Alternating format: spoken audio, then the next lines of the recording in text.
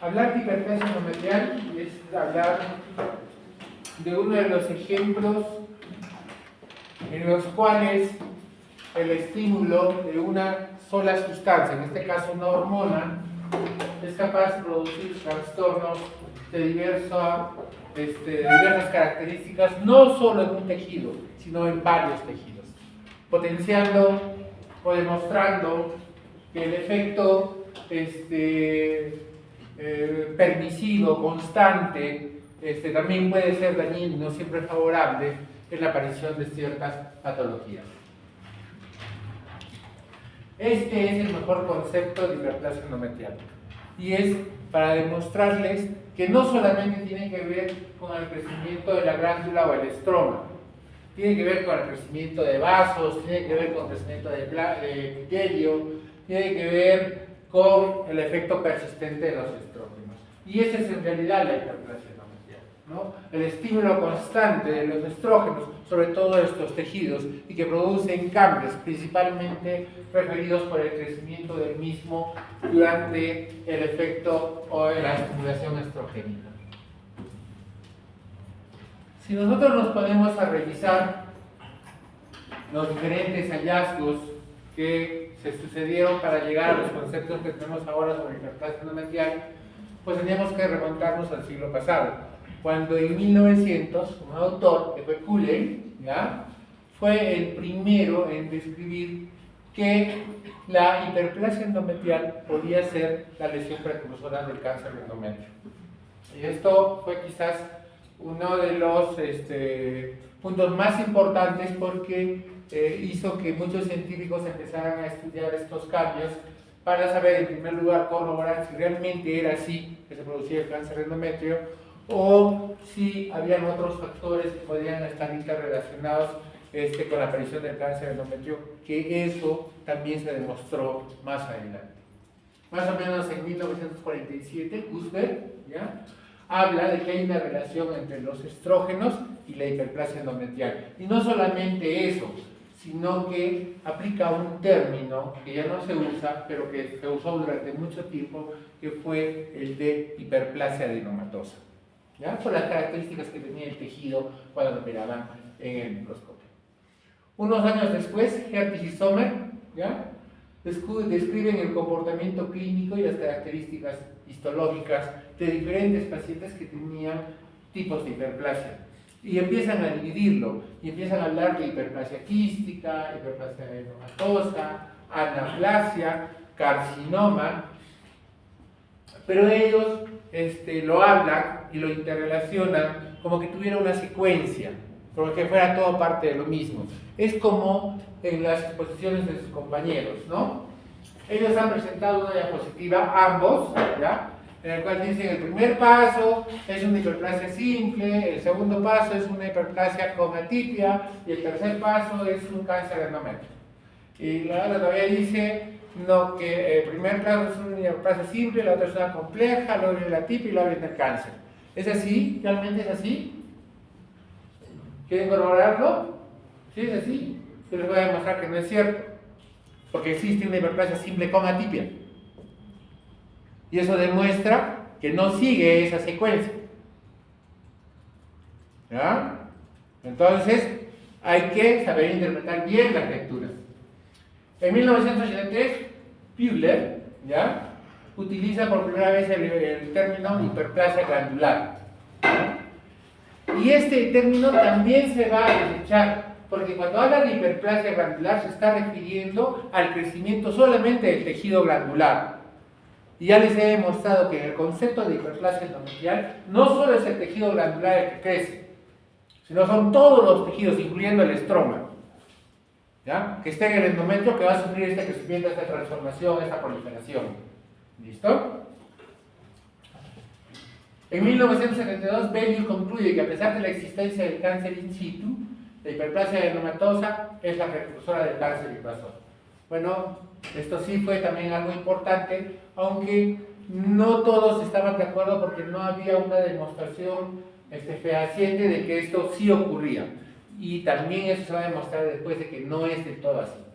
En 1975 la OMS plantea su clasificación que va a hacer que cambie todo lo que hasta ese momento se había presentado como una secuencia de hallazgos de investigación en la aparición del cáncer de endometrio. Ya en 1980, Kurman establece los criterios histológicos de las lesiones preinvasoras y las invasoras. Y esto es importante, porque si nosotros tuviéramos en cuenta la secuencia que ellos han presentado, que la hiperplasia simple pasa a hiperplasia compleja, tendríamos que demostrar muchas otras cosas.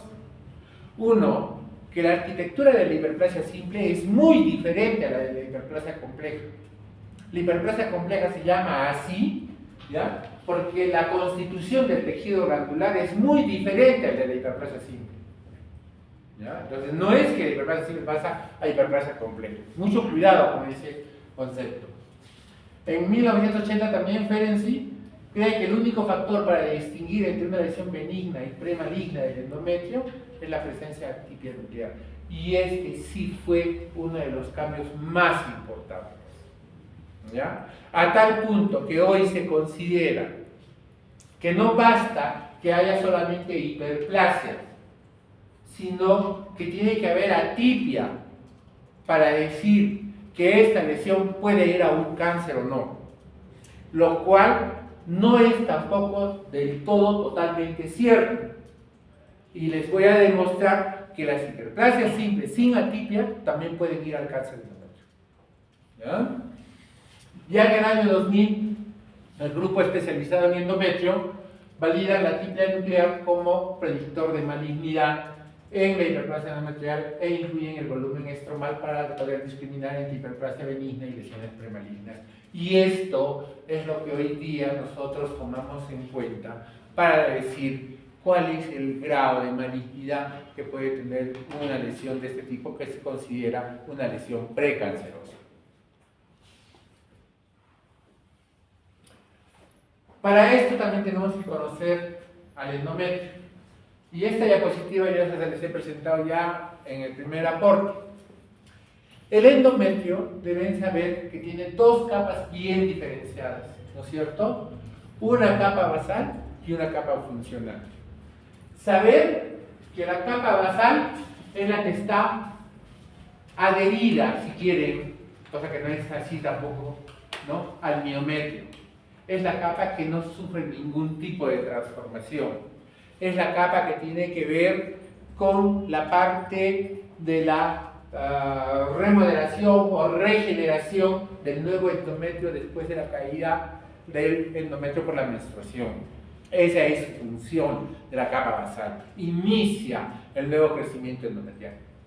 Pero la capa funcional sí sufre transformación, sí sufre crecimiento, y lo hace todos los meses, ¿ya? Entonces, la capa funcional tiene en la parte más profunda, tiene a la capa esponjosa, y en la parte más superficial a la capa compacta.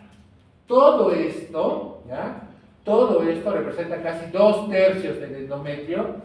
Es la capa que va a sufrir las alteraciones y las modificaciones producidas por los estrógenos, y es donde se originan las alteraciones citológicas. Y entonces, ¿cómo es que si yo tengo un crecimiento bajo estímulo estrogénico, ¿no?, y producen los cambios que ustedes quieran, crecimiento, atipia, lo que ustedes quieran, y se cae, ¿por qué tiene que persistir en el ciclo siguiente?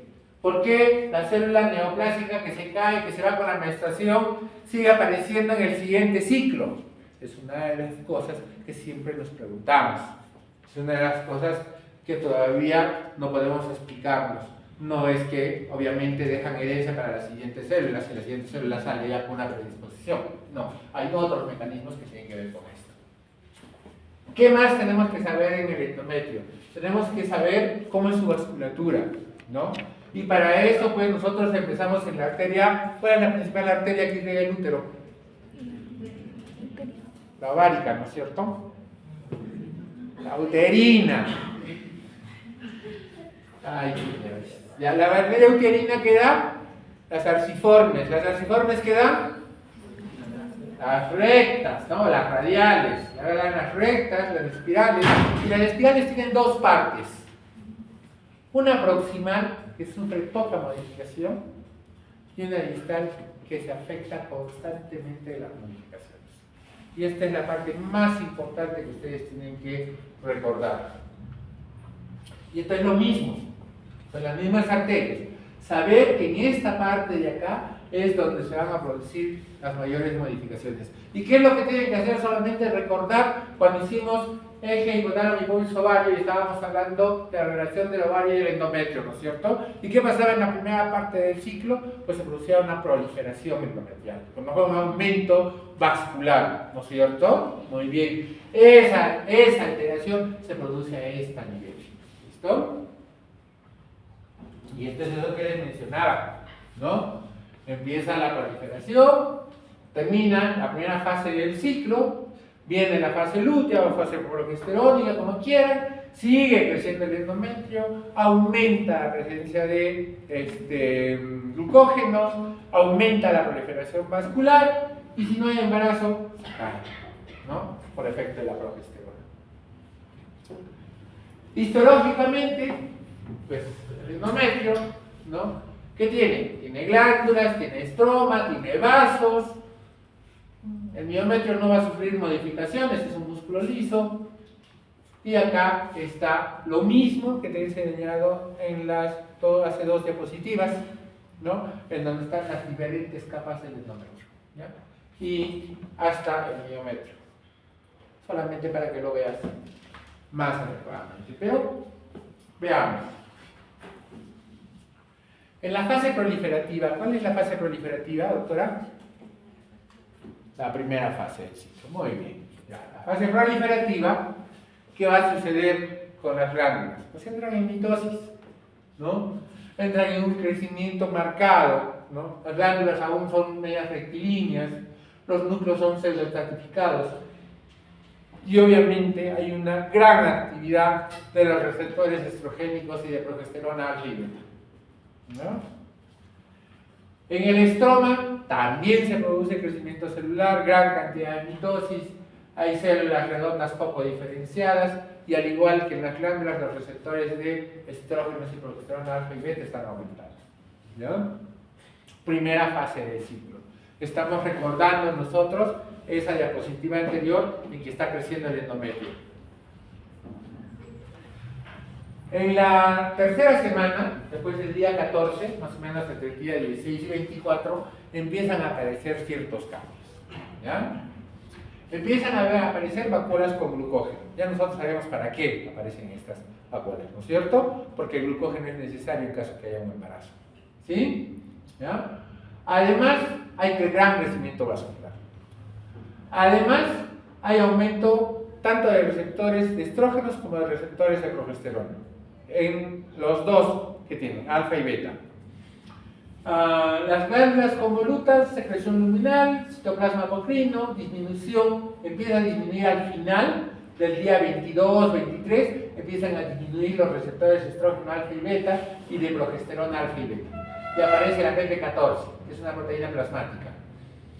La secreción citoplasmática apocrina, desaparición de los receptores de estrógenos, desaparecen también los receptores de progesterona en las glándulas. ¿Y qué pasa en el estroma?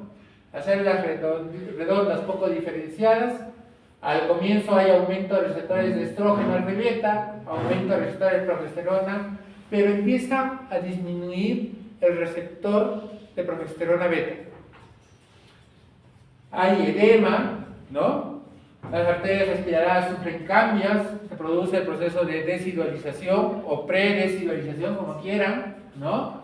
Disminuyen los receptores de estrógeno, aumentan los receptores de progesterona y también disminuye el receptor de progesterona beta. Mecanismo necesario para que el proceso de desidualización termine con la liberación de prostaglandinas y se inicie el proceso de descamación o menstruación. ¿Listo? Y ahí está, ¿no?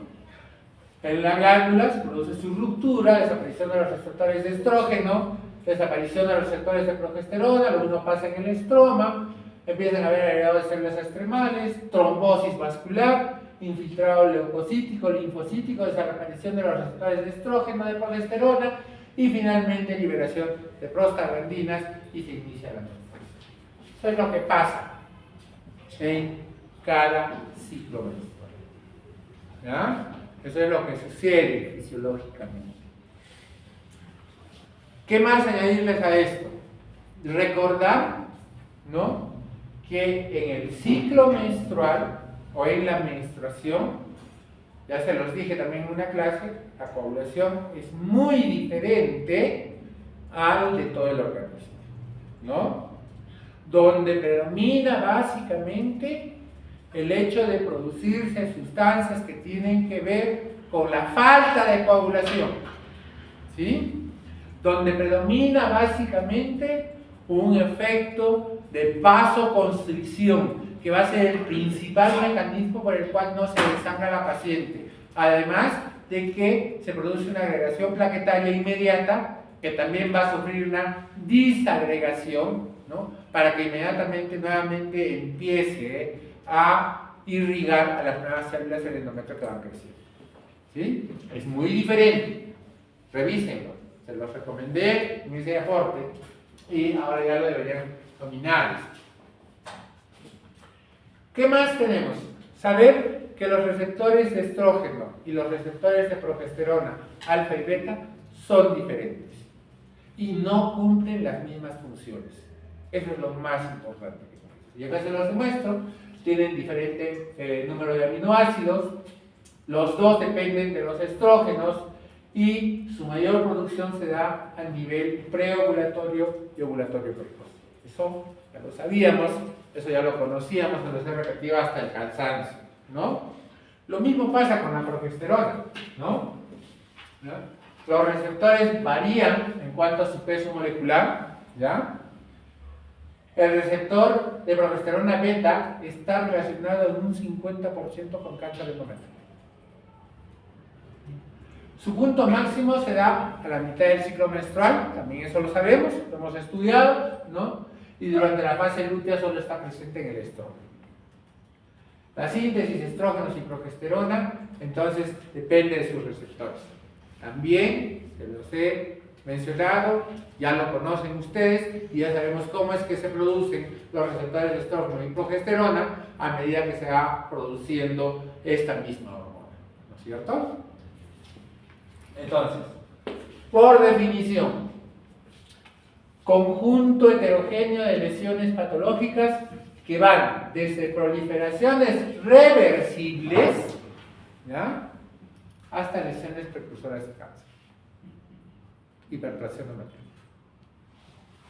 Proliferación glandular con forma y tamaño irregular, con un aumento de la relación glándula-estroma del endometrio. Apariencia, aglomeración y presencia de títeres. Cualquiera de los tres conceptos de hiperplasia endometrial.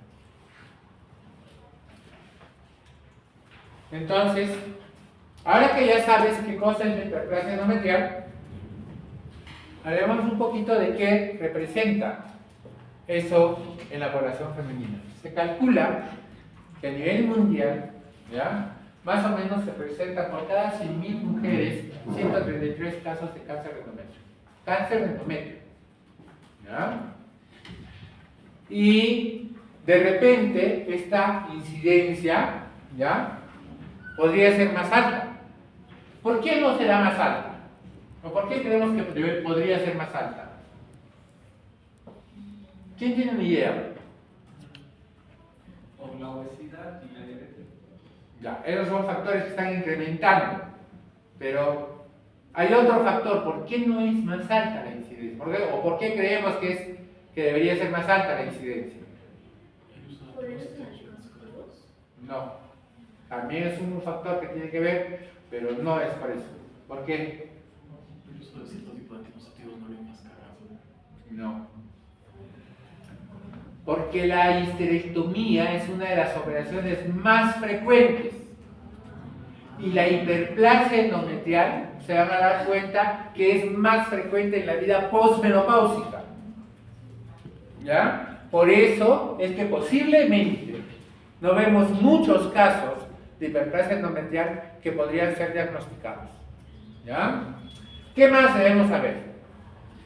Que la edad más frecuente se da después de la menopausia, entre los 50 y 55 años aproximadamente, aunque se puede encontrar en cualquier momento, pero es en esta etapa de la vida donde es más frecuente. ¿Y por qué?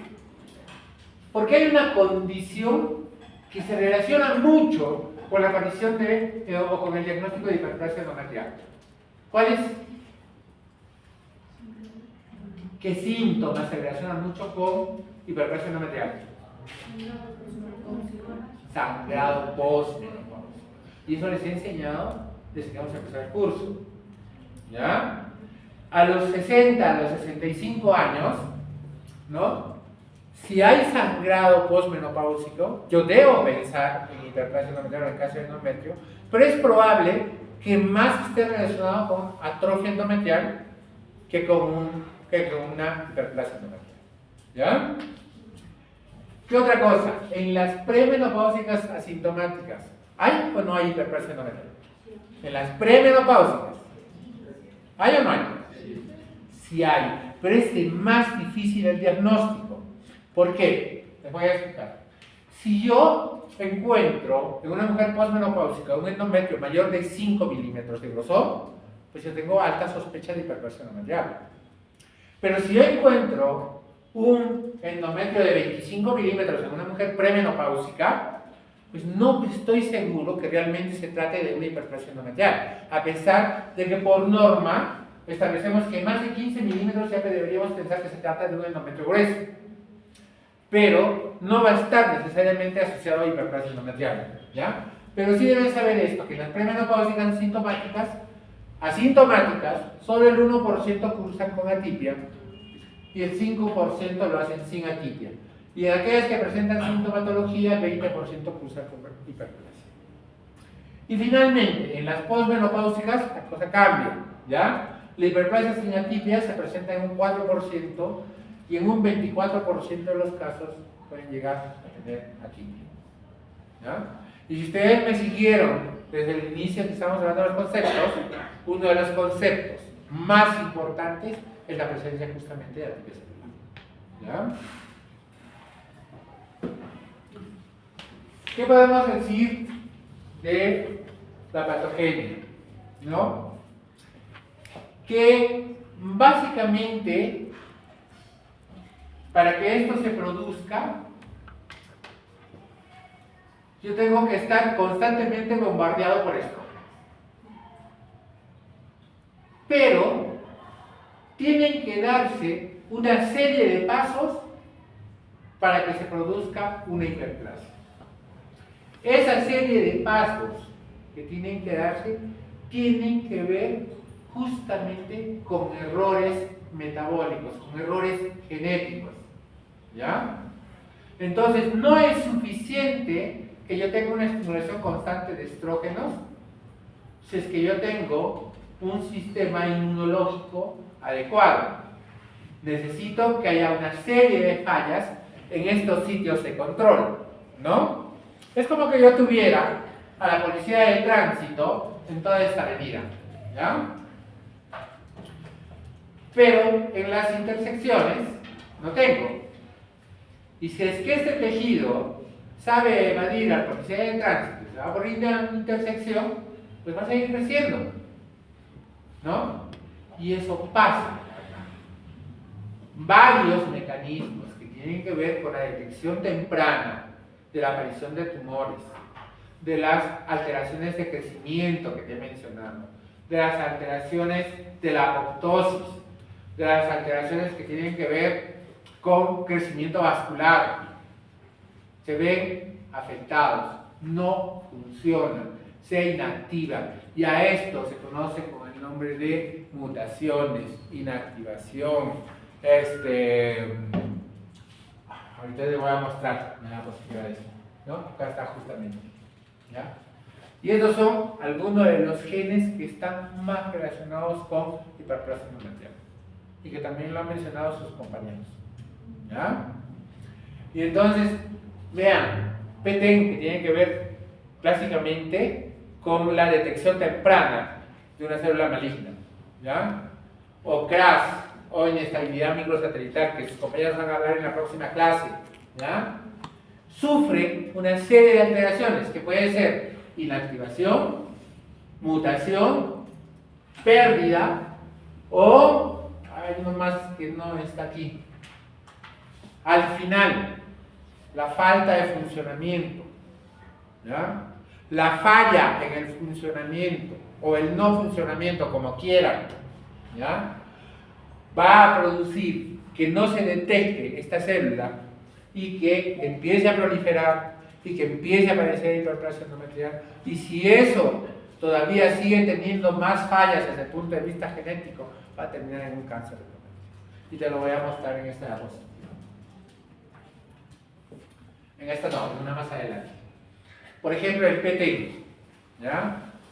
Que pertenece al fosfatidilinositol 3,4,5 trifosfato 3-fosfatazo, ¿ya? Es un supresor tumoral identificado en otros sistemas y tiene un papel importante en la regulación del ciclo celular. Apoptosis, diferenciación y migración celular. Imagínense que esto no se detecta, ¿ya? Entonces, ¿qué voy a tener? En primer lugar, el tumor que se convirtió, o la célula que se convirtió en tumor, sigue creciendo. ¿Por qué? Porque yo no lo puedo detectar, ¿ya?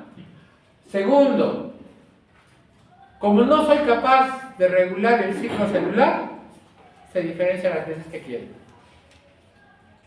Tercero, como la apoptosis está alterada, la célula no muere, persiste, ¿ya? Y finalmente, igualito que una infección, migra, o si quieren, procrea o da origen a otras células con la misma actividad mitótica. ¿Ya?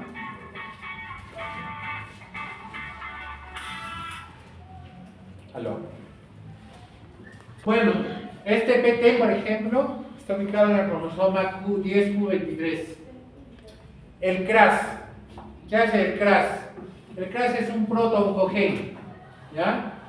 Se sitúa en el interior de la membrana plasmática y está relacionado con eventos tempranos y lesiones precursoras. En la formación de un tumor, el CRAS activado se asocia generalmente con una mayor proliferación, transformación y supervivencia celular. Y así van produciéndose, por ejemplo, en el sistema microsatelital. Ese sistema es muy importante en la reparación del daño de ADN, ¿ya? Y si yo pierdo esto, pues no tengo quien repare esos genes, ¿ya? Empieza la carcinogénesis, ¿ya? El DNA que está alterado se replica sin ningún límite, ¿no?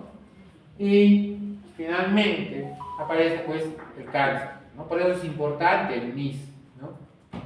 Y ahora veamos cuál es la relación que existe entre la pérdida de la función de estos genes y la hiperplasia endometrial y el cáncer de endometrio. Y vean que el PTEN, ¿ya?, es de lejos el que más está relacionado con la hiperplasia endometrial, hasta el 36%. Y luego la inestabilidad microsatelital con el 50%. Pero en el cáncer de endometrio la cosa varía, ¿no? El PT ahora representa el 83%. ¿Ya? Entonces, su papel, tanto en la hiperplasia como en el cáncer de endometrio, van a variar, ¿ya?, pero siguen siendo igual de importantes. Y entonces, ¿qué origina la hiperplasia endometrial? ¿El estímulo estrogénico? ¿La variación, las alteraciones o las mutaciones genéticas de estas moléculas? ¿Qué origina la hiperplasia endometrial? La combinación de los dos, alteraciones genéticas por las mutaciones. Todo, en realidad, ¿no? Todo. Y este es el cuadrito que te iba a mostrar. Mira, el endometrio normal se ve afectado por cualquiera de los mecanismos que ustedes quieran, que han mencionado, por un hiperestrogenismo. El hiperestrogenismo es el cambio inicial, ¿ya? ¿Y qué va a producir? Hiperplasia endometrial. ¿Listo? Este hiperplasia endometrial se produce porque hay alteraciones en la metilación del MLH1, del PTEN, del CRAS, de la inestabilidad microsatelital, lo que quieran. Y si esto sigue, ¿no? Esto va a atifia y va a cáncer endometrio, ¿ya? Y acá sigue fallando otros, como beta-catenina, como PIK3CA, ¿no? Y si esto sigue fallando, entonces va pues al cáncer endometrio, y acá nuevamente se los mostré en la diapositiva anterior, P53, P16, HER2, que tiene que ver mucho con cáncer de mama también, inestabilidad microsatelital, cadelina, PIK3CA. Entonces, la constante falla de estos sistemas hace pues que persista la enfermedad y aparezca el cáncer. ¿Y cuáles son tus factores de riesgo? Pues tus factores de riesgo son la edad, ¿no es cierto? Más de 20 años, riesgo de cáncer endometrial. ¿Sí o no? No, pero he dicho de 50. El 50. Bueno, lo dejemos en 50 entonces. A más edad, más riesgo de cáncer endometrial. ¿Listo? Tratamiento con estrógenos. Va a oír, porque ya la doctora Ojeda ha presentado un documento. Ella tiene mucha relación con ciertos organismos internacionales y pertenece también a la Sociedad Peruana de Climaterio y a la FLASOG, ¿ya? Que es la Federación Latinoamericana de Sociedades de Obstetricia y Ginecología. Ella presenta un documento en el cual la FDA y la FIGO, me parece, han presentado un documento en el cual dice que terapia de reemplazo hormonal no tiene nada que ver con cáncer de mama. ¿Ya? Les comento esto porque ya me ha hecho llegar este documento hace 3 meses y solo hace 2 días me dio una copia de un pronunciamiento al respecto. Bien, todo hay que tomarlo siempre con cuidado. Porque la doctora es de mucha confianza para mí, es una persona, una amistad muy valiosa, ¿no? De todas maneras hay que tomarlo con mucho cuidado. Pero yo les voy a mostrar acá una serie de estudios donde demuestran que la terapia de reemplazo hormonal sí juega un rol muy importante en la aparición de hiperplasia endometrial y cáncer endometrial. ¿Ya? Tamoxifeno. Como ustedes hemos tenido una paciente que es tratada con tamoxifeno por cáncer de mama, ¿no? Y yo les preguntaba, ¿qué produce el tamoxifeno? ¿Ya? El tamoxifeno lo que principalmente va a producir dentro de los efectos iniciales es crecimiento del endometrio y produce hiperplasia endometrial. Por eso ustedes tienen que preguntar qué tratamiento recibe la paciente. ¿Ya? Menopausia tardía. Es obvio, ¿no?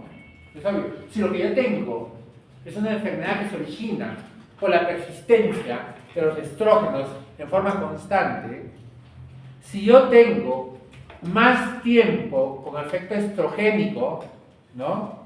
Y sin efecto protector dado por la progesterona, pues mayor va a ser la posibilidad de que haya cambios en ese endometrio. ¿Ya? Por eso más edad, por eso menopausia tardía. O si quieren, menarquia precoz asociado a menopausia tardía. O si quieren, paciente que tiene hijos o que no tiene hijos. Que no tiene hijos, ¿no es cierto? ¿Ya? Y ahí lo dice, nulliparidad, síndrome de ovario poliquístico, que no me han sabido responder, obesidad, ¿no? Ahí ya lo vamos a desarrollar, diabetes mellitus, factores genéticos, síndrome de Lynch, síndrome de Cowden, ¿ya? Entonces son factores relacionados a cáncer de endometrio y hiperplasia endometrial. ¿Y por qué la obesidad es un factor que predispone a hiperplasia endometrial? Porque produce estrógeno E1 y eso es lo que se Ya. La producción de estrógeno Claro, no es cierto. principalmente por eso. Ya. Bueno, las dos tienen razón, pero cada una en un tiempo diferente. Hay niveles elevados de estrógeno ya que el tejido adiposo lleva a cabo la conversión de androstenodiona a estrona, ¿no es cierto? ¿Listo? Y la aromatización de los estrógenos a estradiol. Bien, acá una aclaración. La estrona, ¿ya?, es el principal estrógeno, pero después de la menopausia. ¿Ya? Por eso es que la gordita, a pesar de que ya no menstrua, sigue teniendo estímulo estrogénico. Porque en el tejido adiposo sigue produciendo este problema. ¿Ya? Pero en la premenopausia o en la perimenopausia sí hay producción de estradiol. Y no es lo único. ¿Ya? Bajan los niveles de SHBG. ¿Y qué dijimos? Que la mayor cantidad de hormonas esteroideas que se producen viajan al lado de la SHBG. ¿Listo? Pero la que tiene influencia, actividad, efecto sobre los tejidos periféricos es la que está libre, ¿no es cierto? Entonces, si bajan los niveles de SHBG, como se produce en la obesidad, va a haber mayor cantidad de hormona libre y por lo tanto mayor efecto estrogénico sobre el endometrio. ¿Ya? En las mujeres premenopáusicas puede haber un mayor riesgo ya que presentan periodos de anovulación. Este es el otro problema que se presenta en el ovario poliquístico, ¿no es cierto? ¿Y por qué? Porque tengo un estímulo estrogénico constante, ¿no? Y no hay progesterona. ¿Y por qué no hay progesterona? Porque no hay ovulación. Y la gordita tiene este problema. Y por eso el estímulo es constante sobre el endometrio. Este es un estudio de casos y controles en el cual se comparó mujeres obesas con mujeres no obesas. Índice de masa corporal para decir que una mujer es obesa. 25.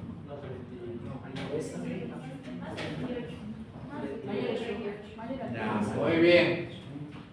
Creo que han buscado muy rápido en el celular. ¿Ya? 4 veces a 1 el riesgo de hiperplasia endometrial. Solo con factor de riesgo obesidad. Excluyendo todos los otros factores de riesgo. ¿Ya? Hiperinsulinemia. Acá tenemos que acordarnos de ovario poliquístico, ¿no es cierto? Y es un repaso. Miren, hay una asociación con la hiperplasia endometrial y desórdenes en la proliferación endometrial. Shang y colaboradores presentaron un estudio transversal prospectivo cuyo objetivo fue observar la relación entre las alteraciones metabólicas y las alteraciones proliferativas en el endometrio. No solamente habla de hiperinsulinemia. ¿Ya? Pero miren qué encontró. Aunque se ha observado una clara correlación entre el trastorno metabólico y el cáncer de endometrio, no se sabe si el trastorno metabólico se produce en las primeras etapas de la proliferación, y esto es lo más importante. Miren. En la proliferación endometrial normal, que opera junto con el estrógeno para promover la proliferación endometrial no controlada, o en la etapa clave de la displasia del endometrio. En otras palabras, no saben si el trastorno metabólico unido a la insulina o no es un inductor de hiperplasia endometrial o es un inductor de cáncer endometrio. Por eso que hoy por hoy hay muchos estudios que dicen no consuma azúcar, no consuman carbohidratos, ¿no? Está muy relacionado a esto que se llama. ¿Ya? Y hoy a los niños ya no les dan dulces, ya no les dan helados, ¿no? Pobrecitos, ¿no? ¿Quién no come helado? A ver, dígame. No sé si llegar a esos extremos. Bueno. Luego le va a dar un cáncer ¿por qué será? No sé. Hablemos de hipertensión. Ya. Hipertensión unido quizás al trastorno metabólico, quizás podría estar ahí. Pero vean estos hallazgos. Miren este estudio que evalúa el efecto de la hipertensión y el uso de antihipertensivos en patologías endometriales. Acá hay dos problemas.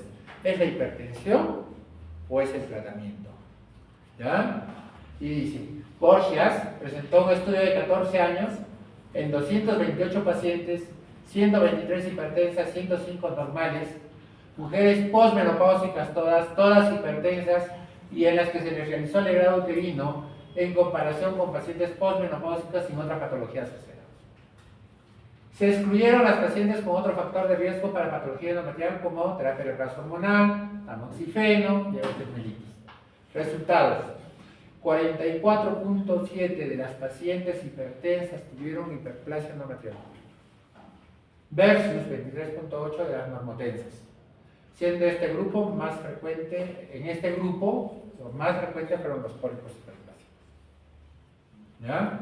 Conclusión: la hiperplasia endometrial, con o sin atipia, se presenta en un 50% más en los pacientes hipertensos. Vienen a estudios, ¿ya?, validados. Y terapia de reemplazo hormonal. Esta es la pelea que tenemos con la doctora Ferro. Porque si bien yo la quiero mucho, yo también tengo otras ideas, ¿no?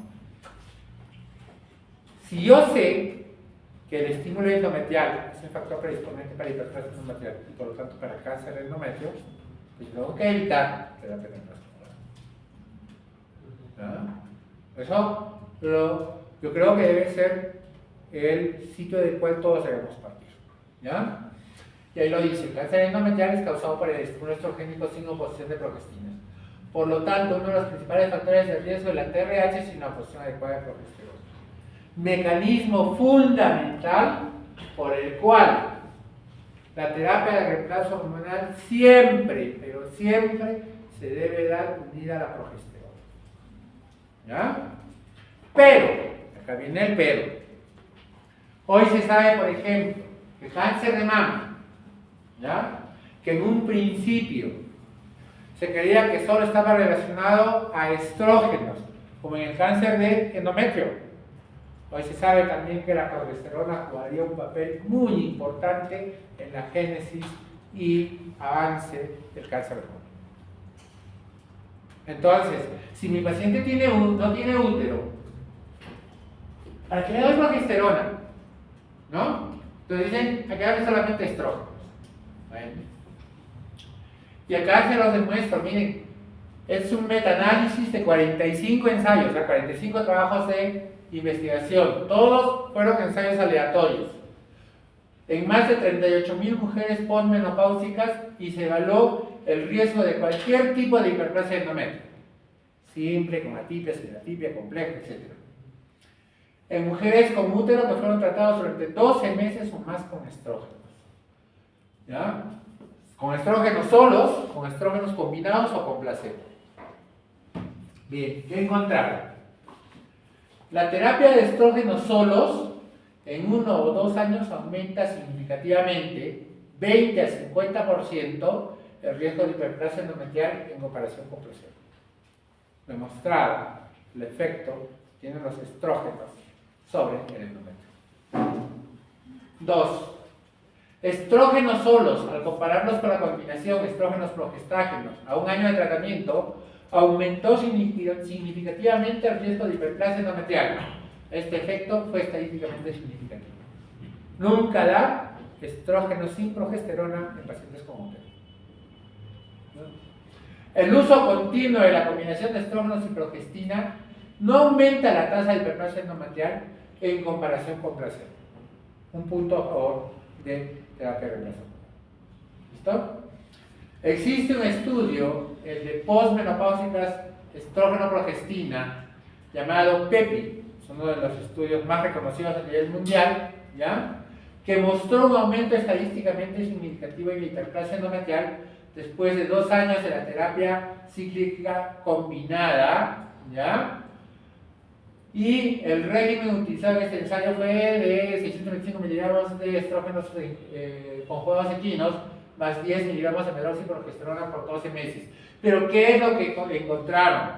¿Ya? Que el riesgo aumentó significativamente en las pacientes que utilizaron estrógenos-progesterona frente a los que utilizaron solamente placebo. Entonces, este estudio es contraproducente con este otro. ¿Ya? Basándose en estos datos, la terapia de estrógenos en mujeres posmenopáusicas con útero debe incluir un progestágeno para minimizar el riesgo de hiperplasia endometrial. ¿Ha quedado claro entonces por qué tenemos que usar progesterona? ¿Verdad? Dime. ¿Qué es lo que piensa la doctora? La doctora es una de las defensoras, es una defensora del uso de terapia de reemplazo hormonal. ¿Por qué? Porque la terapia de reemplazo hormonal tiene muchos beneficios. Entre ellos, mejora la calidad de vida de la mujer postmenopáusica. ¿Ya? Entonces, todo lo que avale el uso adecuado de terapia de reemplazo hormonal es válido y es respetado. ¿Ya? Y ya no solamente es ella, es un grupo grande. ¿Ya? Es, básicamente, todas las sociedades de climaterio pues avalan que se debe usar terapia de reemplazo hormonal. Yo tampoco no estoy en contra, pero yo sigo pensando que hay que saber escoger qué paciente debe o no usar terapia de reemplazo hormonal. ¿Ya? No a todas las pacientes se les puede dar terapia de reemplazo hormonal. Anovulación. Entonces, de anovulación es todo eso que está ahí, ya lo conoces, ¿no? Y te lo acabo de repetir hace poquito. Si tú no tienes ovulación, lo que tienes solamente es primera fase del ciclo. Y en la primera fase del ciclo, ¿qué cosa hay? Estímulo estrógeno. Y estímulo estrogénico constante y persistente. ¿Ya? La mujer no menstrua, no tiene progesterona, no se va a caer ese endometrio. Se cae el endometrio por otro mecanismo, ya lo hemos, ya hasta el cansancio dicho por qué se produce la menstruación en una paciente sin ovulación. Pero el estímulo estrogénico sigue siendo constante. ¿Ya? Y obviamente estas pacientes van a tener mayor riesgo de hacer pues lo que se conoce como una hiperplasia endometrial. Y aquí están las pacientes con ovario poliquístico. ¿Ya?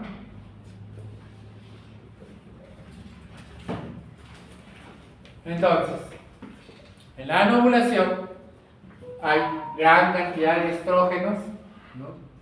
Hay falla de progesterona porque no hay ovulación. Y si no hay trastorno de estrógeno-progesterona y los ciclos son ovulatorios, la normalidad se da en el órgano terminal por falla de los receptores. Y obviamente estos cambios están ligados al cáncer. Síndrome de ovario poliquístico, ¿no? Y acá específicamente ya es todo. Ya no solamente la anovulación, está metido obesidad, está metido hiperinsulinemia, está metido trastorno metabólico. Entonces, ¿tiene derecho a hacer hiperplasia endometrial la paciente con síndrome de ovario poliquístico? Entonces tú, cuando tengas una paciente con antecedente de síndrome de ovario poliquístico y es gordita y está en su fase postmenopáusico y te ha presentado un sangrado postmenopáusico, pues de cabeza dile, señora, que va a revisar el endometrio. ¿Ya?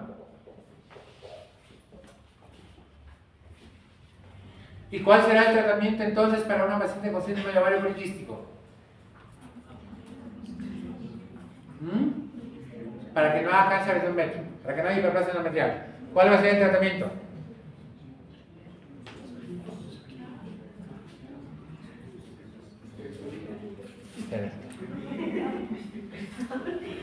Si lo que yo tengo es falta de ovulación, ¿qué le voy a hacer? Obviamente no la voy a hacer ovular, ¿no? Bueno, si yo pudiera hacer que ovulen todas las pacientes, le voy a dar pues un anticonceptivo oral, ¿no es cierto? ¿Para qué? Para controlar el estímulo estrogénico y aparte darle progestina, ¿no es cierto? ¿Y quién hace eso? Eso siempre es el anticonceptivo oral combinado, ¿ya? Por eso le damos anticonceptivos orales combinados a una paciente que tiene síndrome de ovario poliquístico, porque le vamos a regular el ciclo. ¿Se recuerdan, jóvenes? Y histerectomía. Vas a ver. A ti te voy a hacer una castración. Y esto, para que no te olvides lo que te acabo de decir. ¿Ya? Recuérdalo siempre. ¿ya? En este cuadrito están todas las acciones que tienen que ver con síndrome de ovario poliquístico, ¿ya? Cómo actúa la hiperinsulinemia, cómo son los andrógenos, cuál es el efecto que tiene sobre el ovario, sobre la glándula suprarrenal, ¿no? La alteración de los ciclos de LH, que ya seguramente también te has olvidado. ¿No? Es muy bonito, léelo, no lo pierdas. Esto yo lo copié de una exposición que encontré en internet. Espero que nunca se den cuenta que me he robado. Y el tamoxifeno. ¿Qué es el tamoxifeno? Ya se los dije, es un modulador selectivo de receptores de estrógeno. ¿Ya? Si yo sé que este modulador, ¿no?, me va a permitir a mí que el estrógeno no actúe sobre el tumor que se encuentra en la mama, pues lo uso, ¿no es cierto? Justamente para que el estrógeno no actúe. Ah, pero lo que no sabía, que había otro tipo de receptores en el endometrio, que no responden a este ser, al tamoxifeno, más bien lo estimula. Y es por eso que estas pacientes, ¿ya?, en el tiempo van a tener hiperplasia endometrial, cólicos endometriales, sangrado, y tenemos que hacerle un legrado y muchas veces tenemos que hacer una histerectomía, no solamente por efecto del tamoxifeno, sino en prevención por el antecedente de cáncer de mama. ¿Ya? Doctor, ¿y cuánto tiempo tiene que estar la paciente con todo eso de tamoxifeno? ¿Con tamoxifeno? Eso sí no sea. Para que llegue a tener un hijo. Te cuento que el tamoxifeno es como un tratamiento que le dan cuando la paciente se considera curada. O sea, después de la quimioterapia, la radioterapia, le dan este tratamiento en prevención de que vuelva a hacer o aparición de la enfermedad. Y recuerda que el cáncer de mama tienes dos grandes problemas. Al igual que en otros cánceres, te puede dar cáncer en cualquier otra parte del cuerpo. ¿Ya? Pero en la mama, te puede dar en la otra mama. Así es. ¿Ya? Ese es otro gran problema. Los fitoestrógenos. Los fitoestrógenos, ya supongo que ustedes imaginan qué cosa es, ¿no? Fito, vegetal, ¿cierto? Planta, ¿no? Bien, son pues sustancias con acciones similares a los estrógenos, ¿ya?, que se encuentran en ciertos vegetales, ¿no? La soya, ¿no?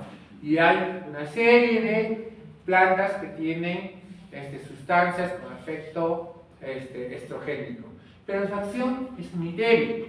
No recuerdo mucho, hace muchos años había un profesor que decía que si nosotros quisiéramos conseguir el efecto igual de los estrógenos con el estrógeno, pues tendríamos que usar cantidades inmensas para que simule una acción similar a la que se produce con los estrógenos naturales que tenemos ahora, ¿no? Antes usábamos los estrógenos como cloroquinos, ya no los utilizamos, y recién conseguiríamos un efecto. Es por eso que muchos hoy consideran que los fitoestrógenos en realidad solo tienen un efecto placebo, y muchos de los estudios han demostrado eso, que cuando se da con placebo no se encuentra diferencia alguna.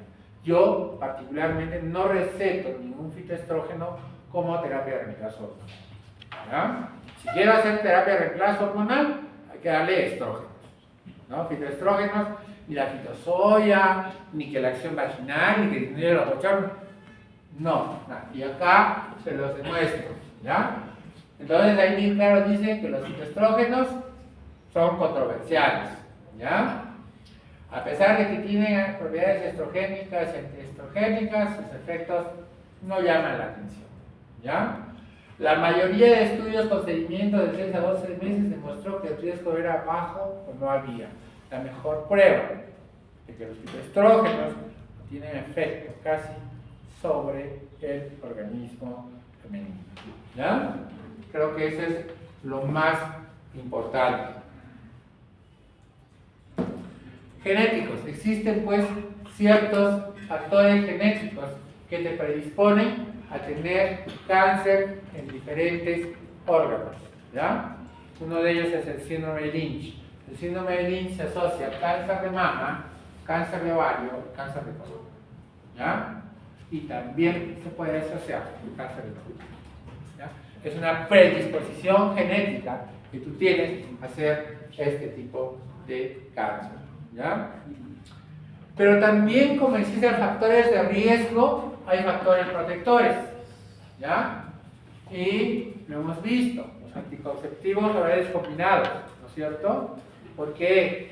Porque disminuye el efecto estrogénico, porque yo genero la cantidad de estrógenos que quiero producir y porque finalmente le doy progesterona que va a cumplir con la acción protectora, ¿no?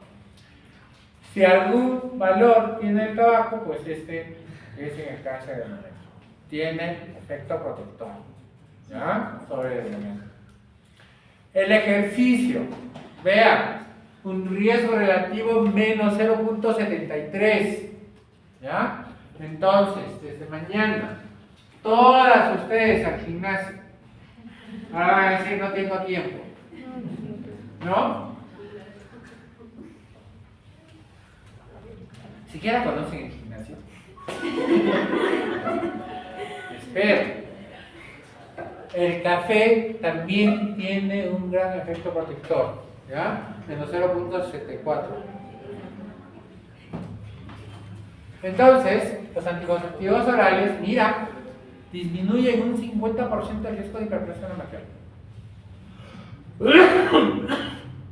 Las progestinas suprimen la proliferación endometrial. Y en un metaanálisis de 19 estudios se demostró la reducción de un 50% en el riesgo de hiperplasia endometrial y el efecto protector persiste por más de 10 años, posterior a la suspensión de la anticonceptiva.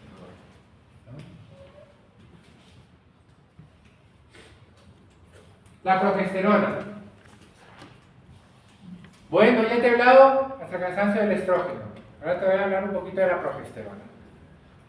Antagoniza los efectos de los estrógenos, eso ya lo sabía. Induce la regresión endometrial, también lo sabía. Previene la progresión a cáncer endometrial, esto no lo sabía. ¿Ya?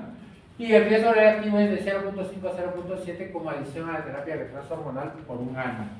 ¿Ya? ¿Y por qué te lo nombro? Porque cuando hablemos del tratamiento, vas a ver que el tratamiento se basa justamente en el uso de la progesterona. ¿Ya? Bien. ¿Te acuerdas que en las primeras dos diapositivas te mostré la historia de la hiperplasia endometrial? ¿Ya? Bien. Eso hizo que en el tiempo se dieran una serie de clasificaciones, ¿no?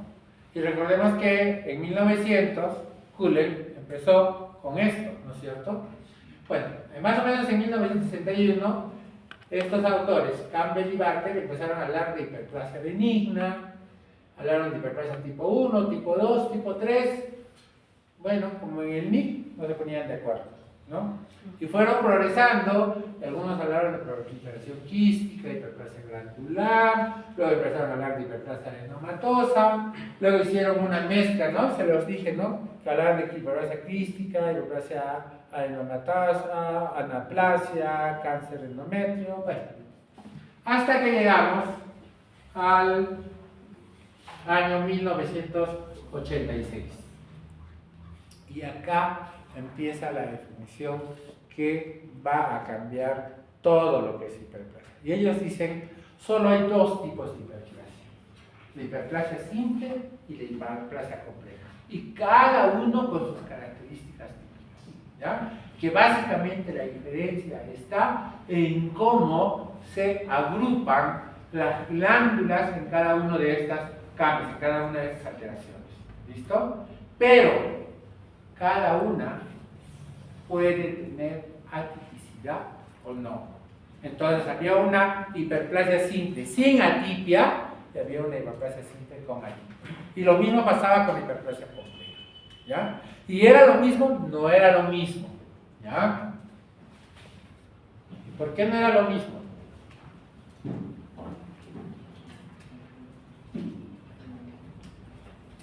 Porque el porcentaje de que cada uno fuera un cáncer endometrio era diferente. Por eso no era lo mismo. ¿Ya? Y entonces la OMS toma esta última clasificación y es la que más manejamos. No es la última, ¿ya? Pero es la que más manejamos nosotros.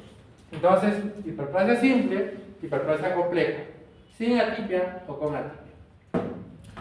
¿Y de dónde viene esta clasificación? De dos cosas.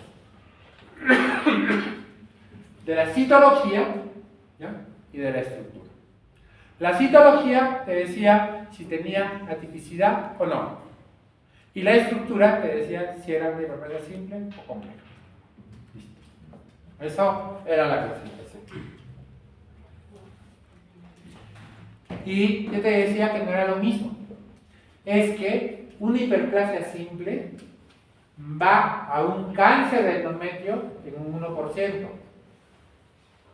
Pero una hiperplasia compleja con atipia va en un 29% a un cáncer de endometrio. Y por ahí vi en una diapositiva que presentaron sus compañeros que ellos expresaron que un 43%, 45%, ¿no? Iba a cáncer de endometrio. Eso más mandar en una bibliografía, pero leerlo, ¿ya? Sobre todo si es cierto, es muy diferente a esto que estoy presentando, ¿ya? Entonces, vean, hiperplasia simple en 1%, hiperplasia simple con atipia 3%, hiperplasia compleja sin atipia 8% y la que tiene atipia 29%, que es la más alta, ¿ya? Luego han aparecido nuevas clasificaciones. Y esta es quizás la que pronto tengamos que integrar, que es la de la neoplasia intraepitelial endometrial, que es igualito que la neoplasia intraepitelial cervical, ¿no? O sea, que la NIC, ¿ya? Pero ellos ya plantean otros criterios, y es bueno que lo sepan, ¿ya? La clasificación que da la OMS tiene como deficiencia un desarrollo inadecuado de los sistemas alternativos para reconocer las lesiones precancerosas. Es lo mismo que pasó en la NIC antes de hablar de Bethesda, ¿no? Que no todos los casos pueden ser reconocidos, que podrían tener fallas y pasarse casos de cáncer de endometrio y ser considerados como normales, ¿ya? Entonces, ese es el principal criterio por el que se presenta esta clasificación. Los criterios diagnósticos se centran en la proporción del tejido ocupado por glándulas y estroma, porcentaje de volumen del estroma. Hiperplasia en más del 55%, lesiones precancerosas de 1 milímetro, reconoce que las condiciones benignas tales como pólipos y el endometrio secretor pueden tener un valor por debajo del punto de corte, por lo que requiere una evaluación morfológica minuciosa. La neoplasia intraepitelial endometrial tiene riesgo de progresión en un 19%. Y este es el motivo por el que se presenta esta clasificación, y quizás a futuro ya no estemos hablando de esas 4 hiperplasias que les he mencionado, sino básicamente vamos a hablar de hiperplasia, de neoplasia intraepitelial endometrial y finalmente de carcinoma endometrial, ¿ya? Eso a futuro aún no está en todos los países, pero ya se está pregonando su uso para la clasificación de hiperplasia endometrial. Entonces yo te lo dejo ahí para que tengas conocimiento, ¿ya? ¿Cuál es el cuadro clínico? En la mujer postmenopáusica, como bien lo han mencionado ustedes, es básicamente el sangrado postmenopáusico. Otro signo no va a haber. Y hoy por hoy tiende a diagnosticarse precozmente porque casi todas las pacientes que acuden a un consultorio ginecológico se les solicita una ecografía transvaginal y es muy sencillo ver el endometrio, establecer con qué grosor está y si es meritoria o no de hacerle un legradura, ¿ya? Pero recuerda también que hay dos grandes problemas. Una son las jóvenes con anovulación, que te dije que van a tener endometrio engrosado porque no ovulan, ¿sí? Entonces en ellas quizás también vas a tener que hacer legrado, pero no siempre te va a salir hiperplasia endometrial. Y el otro gran problema es que en las postmenopáusicas la hiperplasia no es el único problema que da sangrado, ¿ya? La atrofia endometrial es más frecuente. La hiperplasia endometrial un poquito menos frecuente, el cáncer de endometrio un poquito menos todavía, y hay otras causas benignas que están relacionadas también con la presencia de ese sangrado, ¿ya? La citología cervical no sirve para el diagnóstico de hiperplasia ni de cáncer de endometrio. No se recomienda, ¿ya? Si nosotros queremos hacer diagnóstico, el gold estándar es el legrado biópsico del endometrio. ¿Listo? Entonces, el diagnóstico de hiperplasia endometrial lo vas a hacer en el cuadro clínico con una ecografía transvaginal, y si encuentras un endometrio engrosado, le haces su biopsia de endometrio el grado endometrial. Si tienes la posibilidad de hacer una histeroscopía, cambias el grado por un histeroscopio y le tomas una muestra de la zona que encuentres sospechoso. Y si no, puedes hacer también una histerosonografía, aunque el diagnóstico es menos que el de una ecografía simple, que siempre tiene que ir a una biopsia de endometrio. La única forma de hacer diagnóstico de hiperplasia o de cáncer de endometrio es por biopsia. ¿Ya? Diagnóstico diferencial con todo aquello que te pueda producir sangrado, pólipos, adenomiosis, miomas, que no esté tomando medicamentos, que no tenga antecedente de alcoholismo, ¿ya? O sea, deficiencia de vitamina K y trastorno de coagulación, ¿ya? Que no esté usando hormonas, no solo anticonceptivos, no solo terapia de reemplazo hormonal, ¿no? Descarta enfermedades sistémicas, lupus, enfermedad renal crónica, ¿ya? Que también pueden producir trastornos de la coagulación y por lo tanto sangrado, ¿ya? Y obviamente, además está decirte que si tiene un cáncer o un cáncer de cervix, pues obviamente va a tener sangrado, ¿no?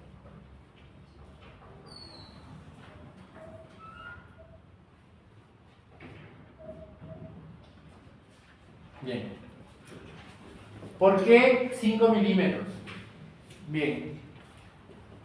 Se han ideado múltiples tablas, ¿ya?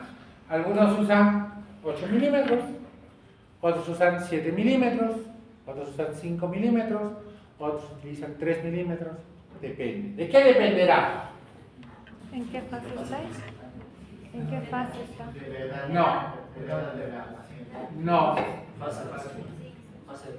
No. Estamos hablando de mujeres posmenopáusicas. ¿De qué ciclo estamos hablando? En la mayoría, ¿no? ¿De qué dependerá? Depende de lo que es sensibilidad y especificidad. ¿Ya? Entonces, dependiendo del grosor, yo tengo más posibilidades de diagnosticar o menos posibilidades de diagnóstico. ¿Ya? En este caso, mira, yo voy a dar un grosor determinado para decir que cuando tienen este grosor o por encima de este grosor, yo la llevo a biopsia para hacerle diagnóstico. ¿Sí? Y si tienen menos de ese grosor, la paciente pues no va a nada, se considera sana. ¿Listo? Entonces, ¿quién diagnosticará más paciente? Aquel que considere que 3 milímetros o más de 3 milímetros debe ser considerado anormal y debe ir a biopsia, o aquel que considere, por ejemplo, 7 milímetros y la que tiene más de 8 milímetros debe ir a biopsia y la que tiene menos de 7 no. ¿Quién diagnosticará más? Listo. Y esos son los estudios de investigación. Eso es lo que ustedes hacen. Y eso se han hecho los investigadores. Han determinado con qué grosor quieren trabajar y qué porcentaje de sensibilidad y especificidad me da esta medida. ¿Ya? Entonces, nosotros utilizamos 5 milímetros. ¿Y qué dice 5 milímetros? ¿Ya? Acá no lo tengo. ¿Dónde estás?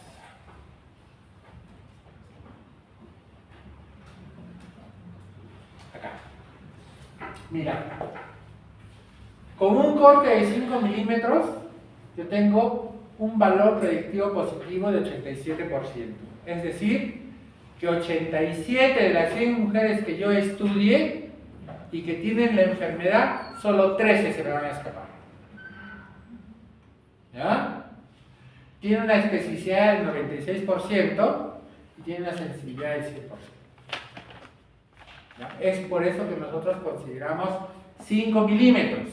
Pero, te vuelvo a decir, existen escuelas que utilizan 3 milímetros, existen escuelas que usan 8, y existen escuelas que usan 14.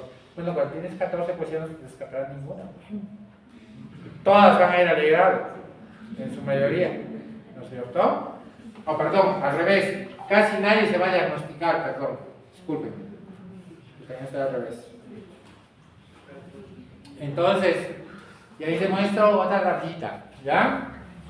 Este es el Colegio Americano de Ginecología y Obstetricia, esta es la Sociedad de Radiología de Estados Unidos y esta es la Sociedad Europea de Ginecología y Obstetricia.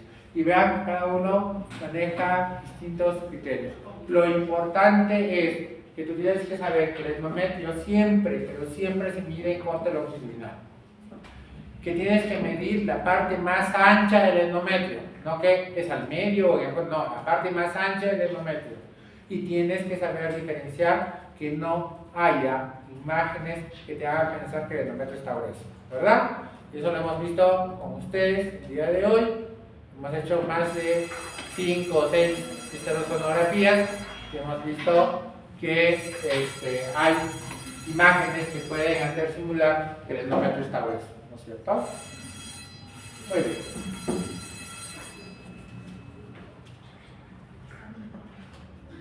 Quedan 10 minutos. Ya. Entonces, en un ultrasonido, ya el riesgo, si tiene menos de 4 milímetros de un cáncer de endometrio, es menos del 1%. Ya te lo he demostrado. Y en una posmenopáusica, con un endometrio mayor de 5 milímetros, el porcentaje de cáncer de endometrio puede llegar a 7.3%. ¿Ya? Depende ahora de qué sale de patología. Y yo puedo también hacer este examen, ¿no? ¿Qué se llama este examen? Histerosonografía, ¿ya?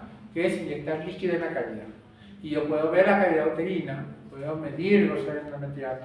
Hoy lo hemos hecho con ustedes, ya, espero que hayan aprendido, ya no tengan necesidad de llamar a un ginecólogo para hacer este estudio tan sencillo, ¿no es cierto?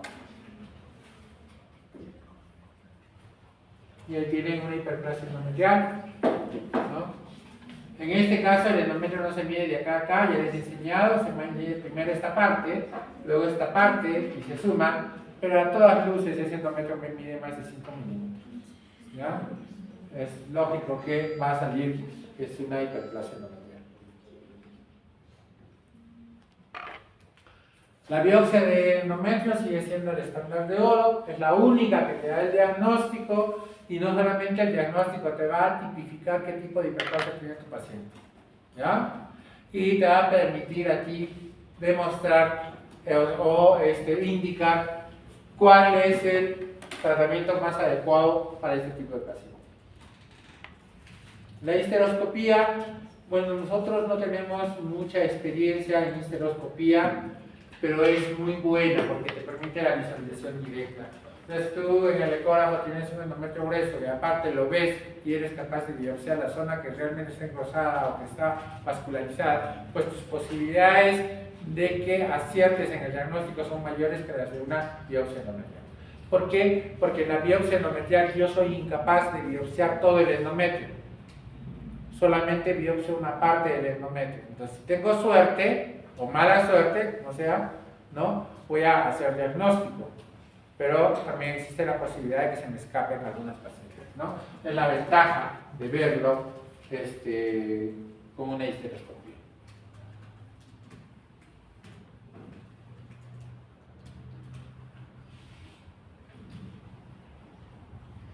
Entonces, si tú tienes una paciente postmenopáusico con sangrado uterino normal, le das un ultrasonido, su endometrio mide menos de 5, pues yo voy a estar pensando en atrofia endometrial, hazle vigilancia, hazle control ecográfico cada 3 o cada 6 meses y si vuelve a aparecer sangrado, sométela a una biopsia.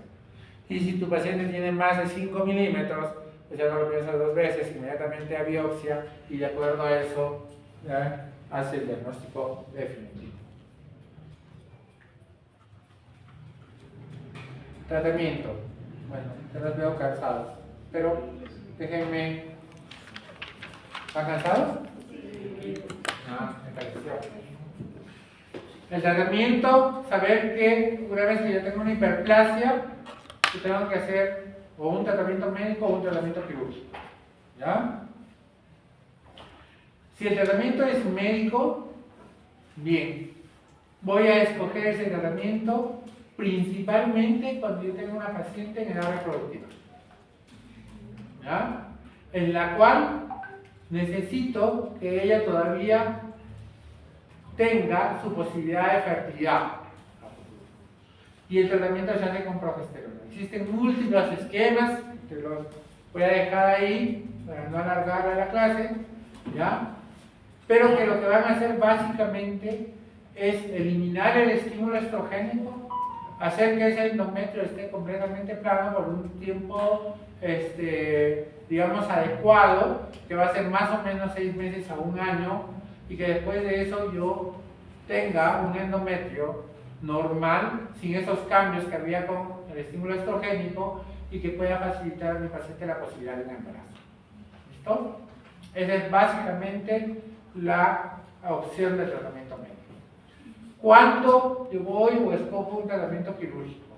Cuando mi paciente, por ejemplo, ya tiene la fertilidad que ha deseado, o mi paciente está en la posmenopausia, y me sale una hiperplasia simple, pero tiene antecedente de cáncer de mama, o me sale una hiperplasia con atipia, pues en este tipo de pacientes uno prefiere ir a la opción definitiva, que consiste o en la ablación endometrial, que es la destrucción del endometrio por calor, o ir a una histerectomía como tratamiento definitivo.